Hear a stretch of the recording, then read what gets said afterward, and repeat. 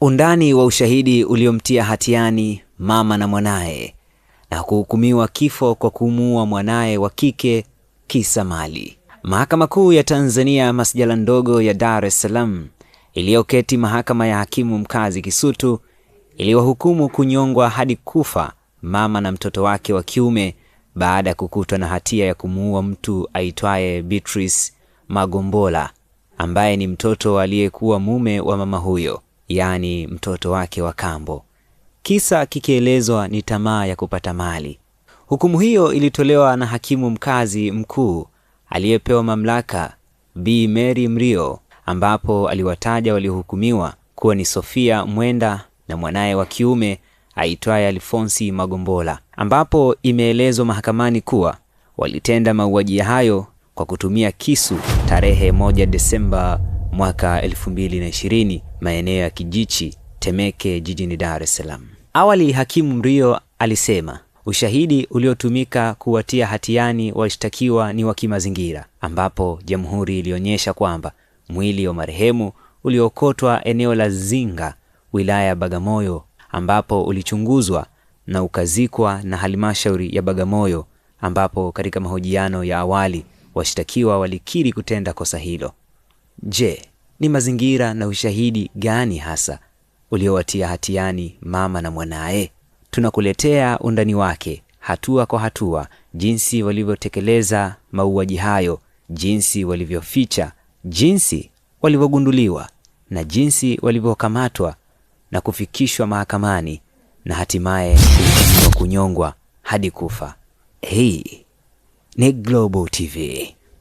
Katika mahakama ya hakimu mkazi Dar es Salaam Kisutu, kikao cha jinai namba 000018800 cha mwaka 2024. Jamhuri mlalamikaji dhidi ya Alfonsi Douglas Magombola, mshtakiwa namba 1; Sofia Alfonsi Mwenda, mshtakiwa namba 2. Hakimu mkazi MP Mrio, mwenye mamlaka ya nyongeza. Sasa toleo la mwaka 2022, kanuni ya adhabu. Alfonsi Douglas Magombola na Sofia Alfonsi Mwenda, ambao ni washtakiwa katika kesi hii, wanakabiliwa na shtaka la mauaji kinyume na vifungu vya 196 na 197 vya kanuni ya adhabu, sura ya 16, toleo la mwaka 2002. Sasa toleo la mwaka 2022, kanuni ya adhabu. Kwa mujibu wa taarifa iliyowasilishwa na upande wa mashtaka mnamo tarehe 1 Desemba mwaka 2020 katika eneo la Kijichi ndani ya wilaya ya Temeke, Dar es Salaam, walidaiwa kumuua Beatrice Douglas Magombola. Washtakiwa walikana shtaka hilo, hivyo kesi ikasikilizwa kikamilifu. Katika jitihada za kudhibitisha kesi dhidi ya washtakiwa, upande wa mashtaka waliwaita mashahidi 23. Upande wa mashtaka pia uliwasilisha vielelezo mbalimbali vya nyaraka ambavyo ni pamoja na maelezo ya tahadhari ya Sofia Alfonsi Mwenda yaliyopokelewa kama PE1, maelezo ya tahadhari ya Alfonsi Magombola yaliyopokelewa kama PE2, kibali kilichopokelewa kama PE3, cheti namba 56/2022 cha tarehe 13 Desemba mwaka 2022, ripoti FB/LAB/201/1/VOL 109/36 ya tarehe 13 Desemba mwaka 2022. Picha 5 ndani ya bahasha nyeupe yenye muhuri mwekundu pande zote 4 zilizopokelewa kama PE4 kwa pamoja. Ripoti ya uchunguzi wa maiti ya tarehe 11 Desemba mwaka 2020 iliyopokelewa kama PE5. PF 180 yenye kumbukumbu DSM/KIN/PE60/2022 pamoja na fomu 2 za usimamizi wa sampuli zilizopokelewa kama PE5 kwa pamoja. Fomu ya haki na ridhaa ya Alfonsi Douglas Magombola, Sofia Alfonsi Mwenda na Douglas Agustino Magombola. Katika usikilizaji wa kesi hii, jamhuri iliwakilishwa na B. Dais Makakala SSA, Violet David SSA, Job Mrema SSA na Cuthbert Mbilingi SA. Kwa upande mwingine, Bi Hilda Mushi na Godwin Fiso, mawakili wasomi, waliwatetea mshtakiwa wa kwanza na wa pili mtawalia. Kwa muhtasari, ushahidi wa upande wa mashtaka kutoka kwa mashahidi 23 pamoja na vielelezo na nyaraka vilivyoainishwa hapo juu ulikuwa kwamba mnamo tarehe 1 Desemba mwaka 2020 marehemu aliuawa na washtakiwa. CP Mikael Sabai PW9 alitoa ushahidi kuwa tarehe 16 Machi mwaka 2022 akiwa kazini katika kituo cha polisi Oysterbay Kinondoni kama naibu RCO alipewa maelezo na RPC Ramadhani Kingai kufungua jalada la uchunguzi baada ya kupokea taarifa kutoka kwa mtoa taarifa kuwa kulikuwa na taarifa tata kutoka kwa Sophia Alphonse Mwenda na Alphonse Douglas Mwenda kwamba British alikuwa Afrika Kusini na Canada. Alifungua jalada hilo na kuandaa timu yake ambayo ilifanikiwa kuwakamata Alphonse Douglas Mwenda na Sophia Alphonse Mwenda. Aliwaagiza Desdedit na Nicholas wahoji na kuchukua maelezo yao. Baadaye alipewa taarifa kwamba walikiri kumuua Beatrice. Kutokana na mahojiano hayo, washtakiwa walikiri kumuua Beatrice Douglas Magobola mnamo tarehe 1 mwezi wa 12 mwaka 2020. Mshtakiwa wa pili alikiri kuwa alimwalika Alphonse Douglas Mwenda nyumbani kwa Beatrice Douglas Magobola, ambapo mshtakiwa wa kwanza alimvamia marehemu, huku mshtakiwa wa pili akikiri kumchoma kisu upande wa kushoto wa kifua chake, kitendo kilichosababisha kifo chake. Kutokana na maungamo hayo, waliwaeleza maafisa wa polisi waliokuwa wakichukua maelezo yao kwamba baada ya kufanikiwa kumuua, waliufunga mwili wake na kusafirisha kwa kutumia gari lenye namba T334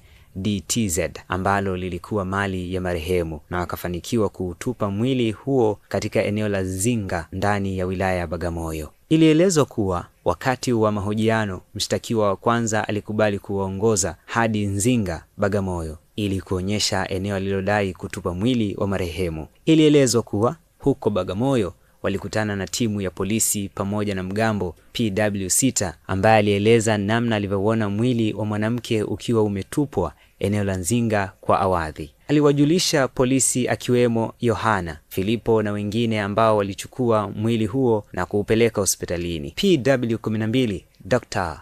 Festo Yaredi ambaye wakati huo alikuwa daktari aliyekuwa akifanya kazi Bagamoyo alitoa ushahidi kuwa aliombwa na polisi kufanya uchunguzi wa maiti mnamo tarehe 11 mwezi wa 12 mwaka 2020 kwa mwili wa mtu asiyejulikana. Kupitia uchunguzi huo, alibaini kuwa mwili huo ulikuwa wa mwanamke. Mwili ulikuwa umevimba na kuwa mweusi. Kulikuwa na michubuko kwenye kidevu na mguuni. Kulikuwa na jeraha chini ya titi la kushoto. Kutokana na uchunguzi wake, alihitimisha kuwa marehemu alikufa kutokana na kupoteza damu nyingi iliyotokana na jeraha kubwa la kuchomwa kwa kina. Alieleza kuwa chanzo cha kifo kilikuwa irreversible hemorrhagic shock, mshtuko mkubwa usioweza kurekebishwa uliotokana na kupoteza damu nyingi.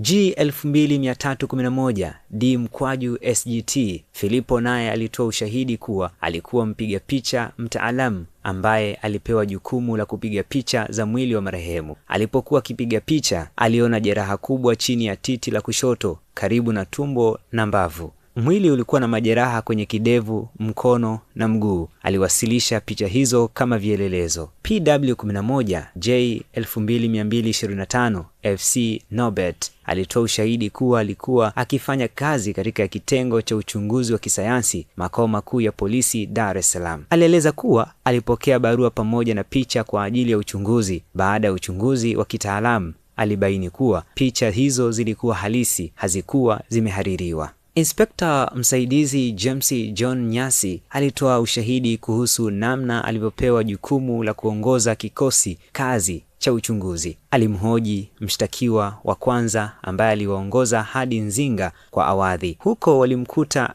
MG Elisha ambaye alieleza aliyotokea siku ya tukio. Mwili uliondolewa eneo hilo, ulipelekwa hospitalini chini ya uangalizi wa polisi, ulihifadhiwa monchwari, baadaye ulizikwa kama mwili wa mtu asiyejulikana. PW7 aliambia mahakama kuwa akiwa pamoja na timu yake, timu ya Bagamoyo, baba marehemu pamoja na mtaalamu wa uchunguzi wa maiti PW20, na wakiwa na kibali cha kufukua maiti, walifukua mwili huo. Usiharibu ushahidi. Kuna sauti nyingi, lakini si zote zinasikika. Lakini kuna sehemu moja ambapo kila sauti ina thamani.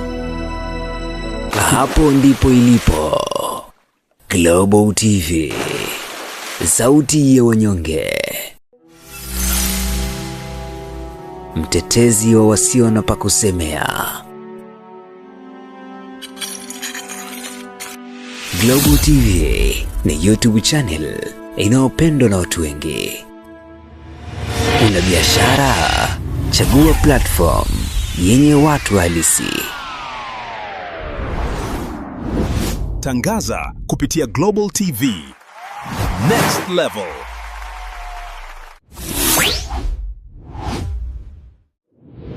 Chukua hatua sasa.